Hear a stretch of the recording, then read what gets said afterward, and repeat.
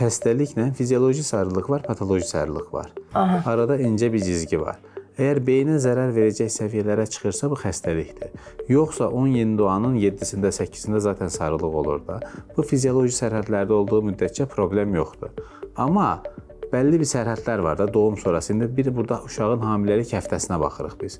34 həftə doğulmuş bir uşağın sarılıq dəyərləri beyinə zərər vermə sərhədləri ilə 40 həftə doğulmuş uşağın eyni deyil, eyni saatda.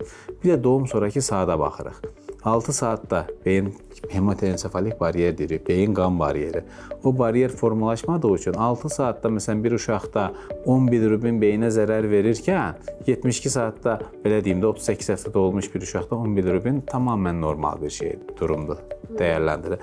Ona görə sadəcə sarılıq rəqəm deyə baxmırıq. Uşağın hamiləlik həftəsi və doğumdan neçə saat keçib buna baxırıq. Bununla birlikdə. Yəni bir uşağın beyninə zərər verəcək səviyyələr digər uşaq üçün normal ola bilər. Və burada əsas məsələ də həkimin işi burada, professionallığı burada gündəmə gəlir. İzləmdə nə zaman fototerapiya verəcək, nə zaman qan dəyişəcək uşağın. Qan dəyişmək dediğimiz ki, bədəndə olan bütün qan dəyişdiririk. Bəzən uşaqlar o qədər sürətli yüksəlir ki, zaten biz həmişə ona görə deyirik ki, indi sonradan gec qalmaqdansa, sonradan peşman olub kəşkilərlə uğraşmaqdansa başdan doğumumuzu düzgün əllərdə eləmək lazımdır.